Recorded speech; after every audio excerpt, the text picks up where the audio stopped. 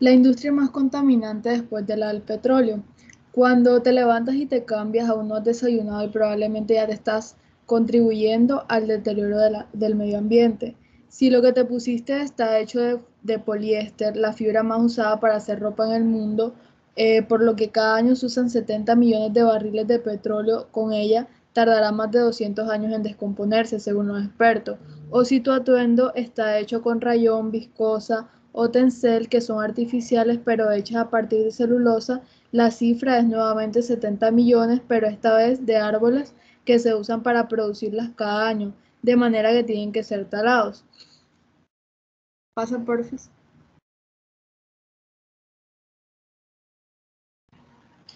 A su vez, desde un punto de vista químico, se pueden resaltar la incidencia de grupos funcionales en la industria textil. Por ejemplo, algunas cetonas como la metiletilcetona y la ciclohexanona, que además de utilizarse como disolvente, se utiliza en gran medida para la obtención de la caprolactama, que es un monómero en la fabricación del nylon 6, y también por oxidación del ácido adípico que se emplea para fabricar el nylon 66. Y es que la producción de la caprolactama en la industria se puede dividir en dos grandes grupos y esta tiene múltiples aplicaciones, como en trajes de baño, ropa interior, llantas, textiles industriales, cinturones de seguridad y plásticos de ingeniería. Siguiente, por favor. Tenemos, como se venía diciendo anteriormente, la producción de la caprolactama está dividida en dos grandes grupos. El primero son procesos que presentan como intermedio la ciclohexanona, oxima, y utilizan la reordenación de Bedkamp. Y acá podemos ver un ejemplo en las imágenes de un proceso llamado BASF, y podemos ver claramente cómo de este proceso hace parte el ciclohexano, que es oxidado catalíticamente con aire para obtener la mezcla de ciclohexanona y ciclohexanol. Siguiente, por favor. Y también se divide en el otro grupo, que es llamado procesos que no tienen como intermedio la ciclohexanona oxima y que no utilizan la transposición de Bedkamp. Acá podemos observar un ejemplo de la cinia viscosa, que es un proceso que consta de varias etapas, y primeramente se oxida catalíticamente el tolueno con aire en fase líquida y en presencia de un catalizador de cobalto a ácido benzoico. Siguiente, por favor. El único subproducto que se obtiene durante la producción de la caprolactama es el sulfato de amonio. Esta es una importante sustancia química utilizada como un fertilizante doble debido a su composición formada por nitrógeno y azufre. Y los principales efectos ambientales que causa son contaminación de las aguas por nitratos, eutrofización y emisión de gases a la atmósfera. Siguiente, por favor. Y finalmente tenemos que la producción tradicional de KPL o caprolactama y posteriormente del nylon 6 depende del petróleo y sus derivados. Este es un recurso no renovable y cada día tiene menos reservas y una alta incertidumbre de su precio. El nylon 6 es poco amigable con el medio ambiente en todos los sentidos. Además, su huella de carbono es apreciable. Por cada kilogramo de nylon producido por métodos convencionales se liberan 9,1 kilogramos de CO2. Como consecuencia, esto aporta negativamente a la contaminación ambiental y el calentamiento global. Por consiguiente, el proceso de producción dominante de caprolactama no es sostenible a largo plazo y es dependiente del petróleo. Sin embargo, se puede trazar una ruta renovable para la producción de caprolactama con la combinación de la producción de biotecnología de materias primas básicas o plataformas con subsecuentes modificaciones por procesos físicos y químicos, entre otros, como lo vamos a ver a continuación.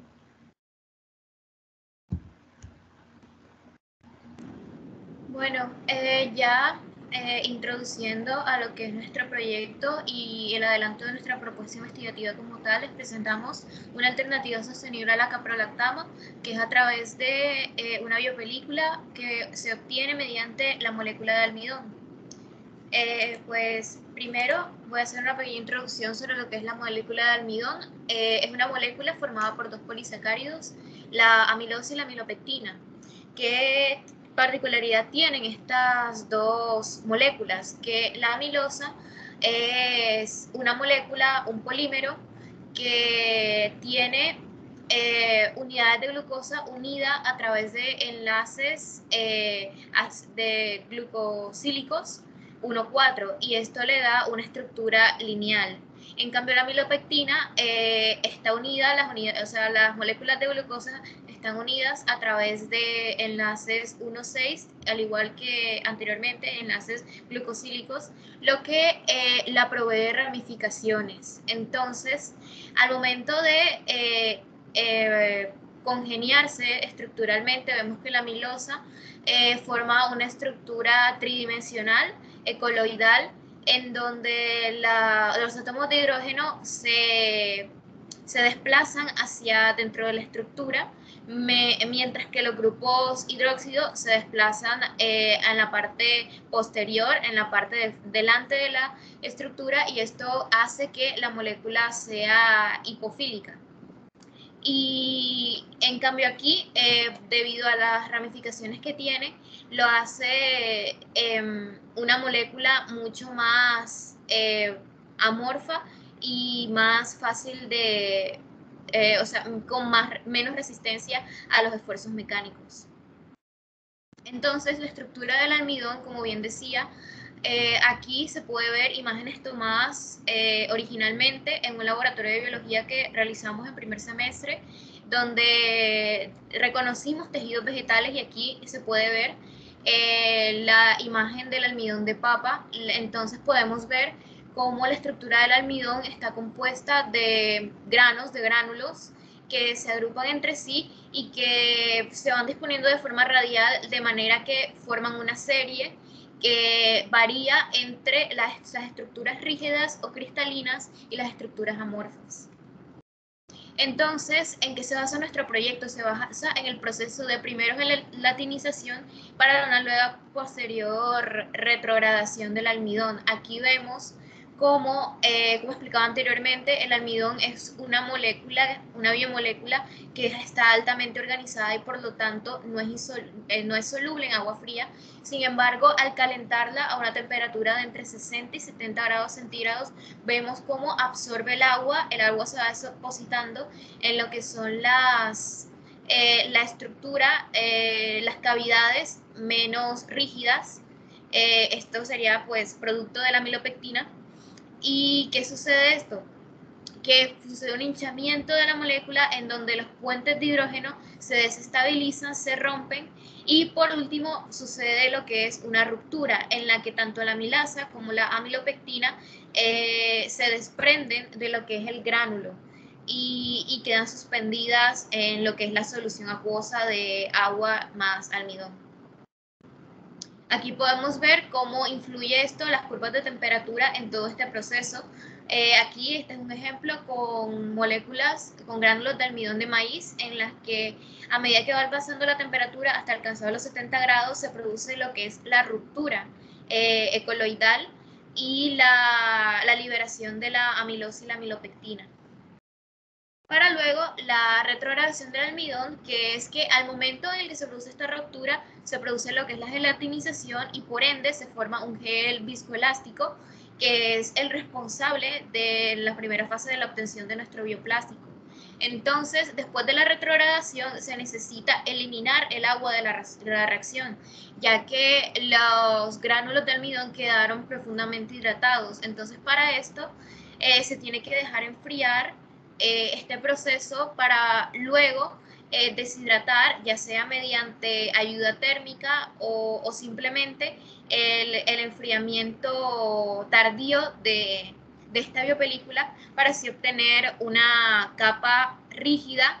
El nivel de rigidez depende también de la adición de plastificantes, como lo veremos más adelante. Pérdida de agua que se va a realizar se conoce con el nombre de sineresis. Entonces aquí podemos ver otra vez imágenes tomadas del laboratorio de fisionomía vegetal, donde aquí vamos a trabajar, o bueno, trabajamos con dos tipos, el almidón de la papa blanca y el almidón de yuca. Entonces, como se puede observar, en el almidón de papa existe más amilosa de la que existe en el almidón de yuca. Claro que esto no determinaba nada. Entonces, aquí ya pasamos a lo que es la práctica como tal. Entonces, en la metodología primero lo decidimos hacer con papa, ya que nuestra hipótesis fue de que si había más concentración de amilosa en el almidón de papa, entonces podríamos obtener una biopelícula más rígida. Entonces, aquí se puede ver el proceso de trituración y homogenización de la solución para proceder después a una decantación en la que pudimos obtener el almidón. Sin embargo, aquí podemos ver en los resultados que la reacción, o bueno, los resultados de la decantación, el producto final, no fue el que esperábamos porque no hubo un gran rendimiento y por lo tanto no se pudo realizar el proceso de gelatinización con el almidón de papa. Entonces volvimos a evaluar el proceso, pero esta vez con almidón de yuca.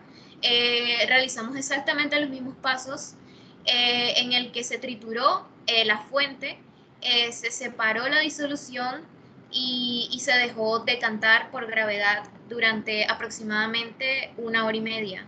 Entonces aquí podemos observar los resultados que esta vez sí que obtuvimos la cantidad necesaria de almidón para proceder al secado y extracción del polvo y así proceder a la gelatinización.